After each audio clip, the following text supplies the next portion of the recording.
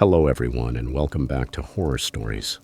I know many of you use these episodes to fall asleep, so before you drift off, I'd love it if you could leave a comment letting me know where you're listening from around the world. Also, don't forget to like and subscribe if you're enjoying the episodes.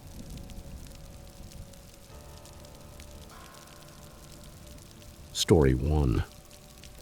Now at over 60 years of age, I want to tell you a story that happened a long time ago, in January of 1969. That weekend was icy cold. The ground was covered by a soft layer of white snow. My father, Harold, had a wonderful idea for our family. He wanted to take us to spend a few days in a cozy cabin hidden among the trees of the beautiful Appalachian forest. It was a secluded place, far from the noise of the city, surrounded by tall trees and the gentle murmur of nature. Dad felt a deep love for the outdoors. Although I did not share his enthusiasm for hikes or the solitude of the forest, I admired his passion and enjoyed the moments we spent together outside. The trip to the cabin was difficult and risky. The narrow roads wound through dense snow-covered forests, where the treetops seemed to bend under their own weight. When we finally arrived, the sun had already set, leaving behind a charming twilight. The dying light cast long shadows over the cabin, creating a mysterious and almost magical atmosphere. The place felt warm and welcoming, but at the same time there was something unsettling in the silence that surrounded it. All you could see was a vast field of white snow and majestic pines rising toward the sky. The next morning, after enjoying a simple breakfast by the crackling fire, my father suggested going out to explore the nearby forest. My twin sister Eliza and I hesitated a little, but we ended up bundling up and following him. The snow crunched under our boots and the icy air cut our skin, while the landscape offered us vivid colors and a serene beauty. However, despite how beautiful the surroundings were, a feeling of unease floated in the air, keeping me from fully relaxing. After about 30 minutes of walking, the calm of the forest was completely shattered. A strange chilling scream echoed among the trees, repeating with echoes that seemed to come from everywhere. We froze. It did not sound like anything human, but it also did not resemble any animal I had ever heard before. My father's face grew serious and he signaled for us to be quiet. "Stay close to me," he said, as his breath formed small clouds in the icy air. Shortly afterwards, something appeared among the trees that made my heart race. A wild-looking man with tangled hair was running through the snow. He carried on his shoulder a bundle wrapped in colorful cloths, carefully tied, which swayed with every step. I was just a child then, too young to understand what was happening, but I felt a strange discomfort, as if something did not fit. The man looked at us briefly.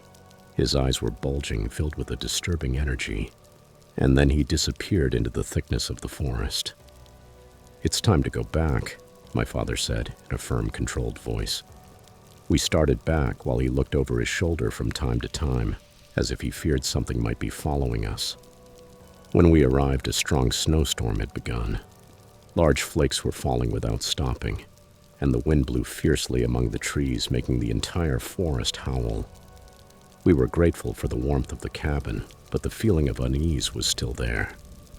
That night, as we gathered around the fire, I noticed my parents whispering with concern. I managed to catch a few stray words. Report. Missing. At dawn, the storm had passed. My father thought we should go to the nearest town to report what had happened. During the drive, the atmosphere was tense. The car occasionally slid on the ice, and my heart raced with every jolt. When we arrived at the small police station, we told an officer what had happened. As we described the scream and the man we had seen, the policeman's face changed completely. His expression became grave. "A few days ago, a boy named Dennis Martin disappeared," he explained. "He was spending a few days with his family in a cabin about 5 miles from here. He was last seen playing near the forest, enjoying the fresh air and the tranquility of the place." I felt as if my stomach had dropped. The officer went on to say that the search teams had combed the entire area without finding any trace of the boy, except for one clue, some tiny footprints that led to a frozen creek. But right there, the prints stopped abruptly, leaving behind an air of mystery. Over the following days, the police stayed in constant contact with us, asking for more information and keeping us updated on the search. The operation expanded quickly. Forest rangers, town volunteers, and even members of the army joined in to try to find the boys' whereabouts. Even so, the snow made their efforts extremely difficult. As the weeks passed, the winter grew harsher, and little Dennis was still missing. Rumors and theories about what might have happened began to circulate in town. Some claimed that a bear had attacked him and dragged him away. Others believed he had gotten lost and succumbed to the intense cold. But there were also those who whispered something much darker, that someone had taken him against his will. I could not stop thinking about that man we had seen in the forest. His neglected appearance, the crazed look in his eyes, and above all, that bundle of colorful cloths he carried on his shoulder tormented me day and night. A terrible idea began to form in my mind. What if what he was carrying inside that bundle was the missing boy? My father silently understood what I was thinking. I saw it reflected in his eyes. But he warned me calmly, "Don't jump to conclusions. We have no proof." In spite of that, the thought never left me. Finally, after several weeks, the search was called off. No conclusive evidence was found and no trace at all of little Dennis Martin. His disappearance became one of those sad, unsolved stories that remain engraved in the memory of those who hear them. Today, so many years later, I still feel the weight of that winter on my shoulders. I remember the cold seeping into my bones, the feeling of loneliness, and that terrifying scream that continues to echo in my mind like a sound that never fades away. I often think of Dennis and his family. I wish with all my heart that wherever he may be, he has found the peace he deserves. However, deep inside me, there is a shadow of unease. Sometimes I have the feeling that the forest keeps secrets that will never be revealed. Before continuing with the next story, if this is your first time here, I invite you to subscribe to the channel and activate the notification bell so you don't miss the next chilling tales. Your support is very important to us. Share these stories with your friends and family. Thank you for being with us.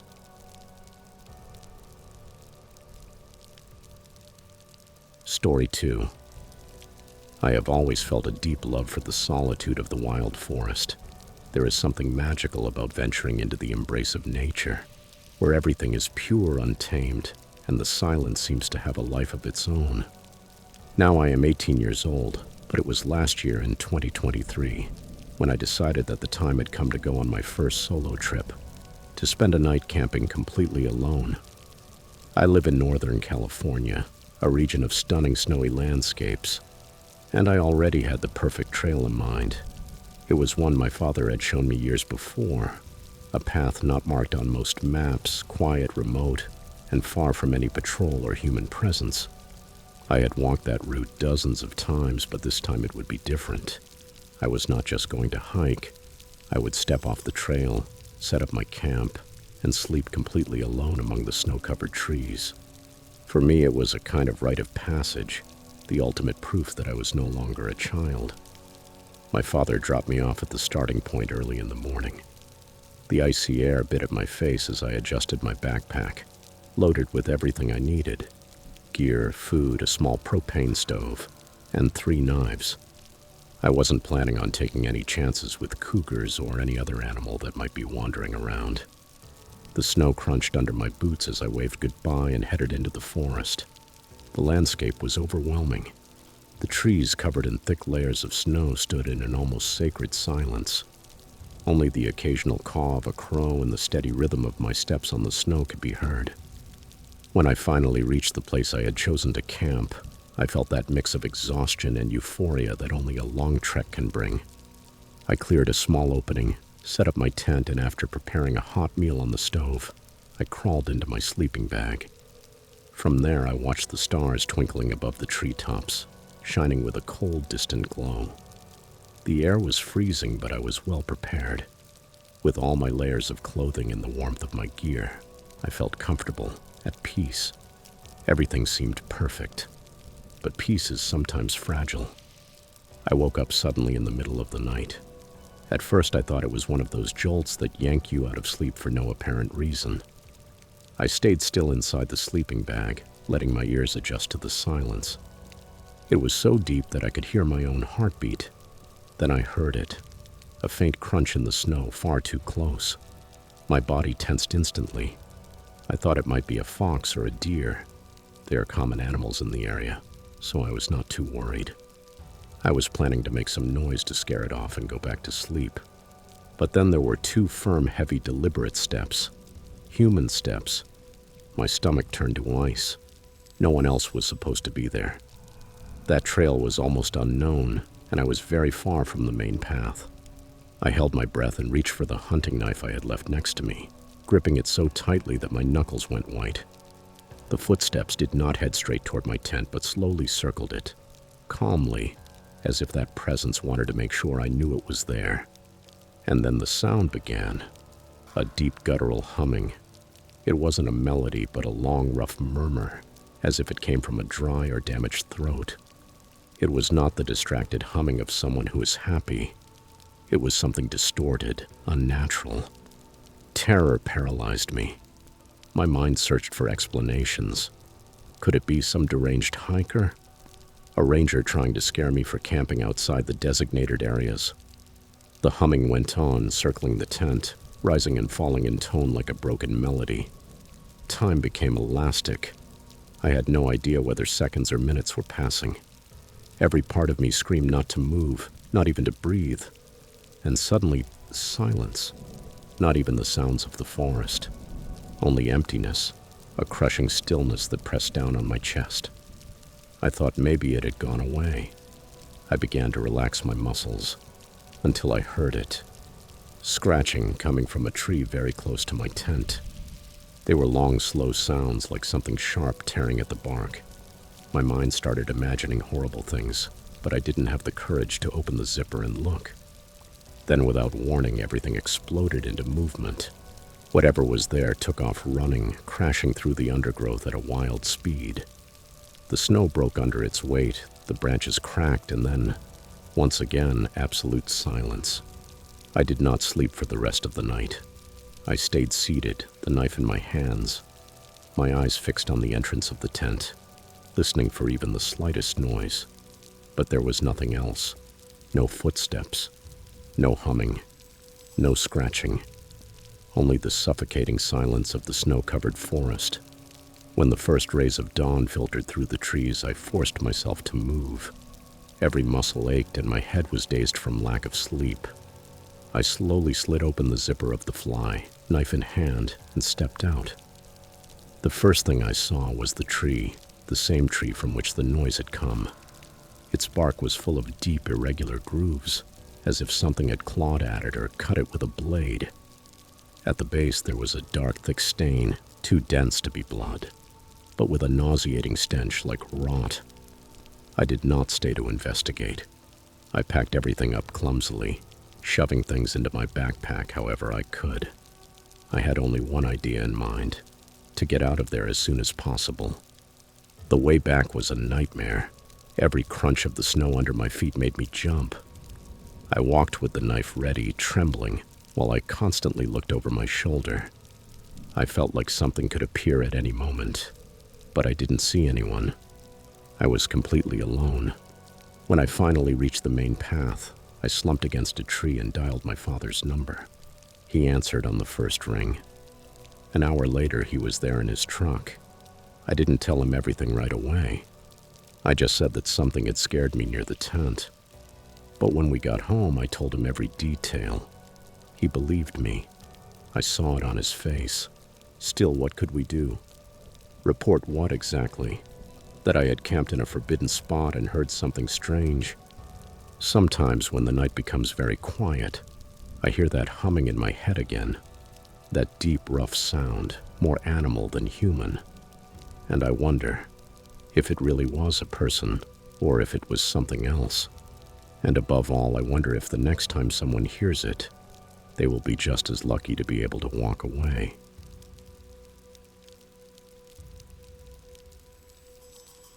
Story 3. The cabin was supposed to be an escape, a breath of air after months of chaos in the city. My wife and I thought it would be a good idea to rent a secluded place deep in the forest to spend a quiet weekend. Our son Marcus, strong and broad-shouldered at 22, wasn't very excited about the idea, but he agreed to come when he learned that my mother would be joining us. Marcus had always had a special bond with his grandmother. The place looked like something out of a postcard. A cozy wooden cabin surrounded by tall pines with a creaking swing on the porch and a faint scent of moss in the air. Inside, the house felt old but warm and homey. My mother hummed a melody as she unpacked in the small kitchen, and Marcus set up his gaming laptop in a corner of the living room. The first night passed without incident. We roasted marshmallows in the fireplace, told scary stories, and laughed at how isolated we were.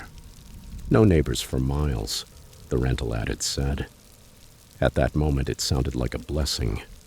But by the second night, the charm began to fade. The forest seemed darker and the cabin walls thinner. Strange sounds filtered in from outside. The crunch of leaves, the snap of branches. At first, I convinced myself it was the wind or some animal. But as the night wore on, those noises became impossible to ignore. Around midnight, Marcus approached me, his voice low but firm. "Dad, there's someone outside," he said. I frowned, incredulous. "It must be a raccoon or a deer. Go back to bed." But Marcus wasn't the type to get scared easily. His shoulders were tense, his jaw clenched. "No, I saw him. A man. He was standing at the edge of the forest, looking toward the cabin." My stomach tightened, though I tried to stay calm. "All right," I said, taking a flashlight from the kitchen drawer. "Let's go take a look." We stepped onto the porch.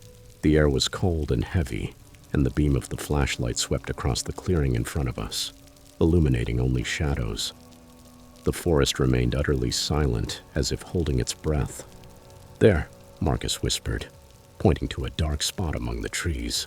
For an instant, I thought I saw a tall figure too solid to be an animal. "Hey!" I shouted, the sound breaking the silence like a gunshot. "This is private property." The figure didn't move. Marcus, impatient, took a step forward, but I stopped him by grabbing his arm. "Stay here." We went back inside and locked the door. I wanted to believe that whoever it was would eventually leave. The hours dragged on. My mother had gone to bed early, unaware of the tension weighing on the house. Marcus and I stayed in the living room, pretending to watch a late-night show while our ears stayed alert to every sound. And then around 3 in the morning it happened. A faint creak on the porch floorboards. Marcus and I exchanged a glance. Without a word, he grabbed the fireplace poker, and I took a kitchen knife. We moved toward the door, every fiber of my body begging me not to do it. The doorknob rattled. "Who's there?" I shouted, trying to sound braver than I felt. Silence. Marcus, impulsive as always, yanked the door open. The intruder stood before us. His face was pale and gaunt, his eyes sunken and bloodshot. His clothes were worn, and a crooked, unnatural smile formed on his lips, chilling my blood. "Good evening," he said with unsettling calm. "What the hell do you want?" Marcus growled, stepping forward. The man tilted his head as if considering his answer. Then his gaze slid past us into the cabin. "I've come for her." At first, I didn't understand. Then I noticed my mother standing in the hallway, clutching her robe with trembling hands. "Mom, go back to your room," I ordered, my voice harsher than I intended. The man smiled wider. "She remembers me," he whispered. "I don't know you," my mother replied, but her voice quivered. The intruder took a step inside. Marcus raised the poker. Not another step. What happened next was a whirlwind. The man lunged at us with impossible speed. Marcus swung hard, the metal hitting with a dull thud. But the stranger didn't even flinch. He grabbed Marcus's arm and twisted it, making the poker fall to the floor. I rushed forward with the knife, but the man shoved me so hard that I was thrown against the wall. All his attention was on Marcus. "No," I shouted just as he tackled my son to the ground. Marcus fought with all his strength, every punch fueled by desperation, but the intruder was inhuman, relentless. And then, it was over. The man rose, breathing heavily, while Marcus lay motionless on the floor. "No!" I screamed, kneeling beside him. But it was too late. His chest didn't rise. His eyes, wide open, stared at the ceiling. The intruder didn't run. He turned slowly toward my mother, who stood frozen, her face white as snow. "This is your fault," he said, his voice filled with hatred. "What are you talking about?" I asked, my voice breaking. My mother shook her head, tears streaming down her cheeks. "I don't know him," she stammered. "Liar," the man spat, losing his composure.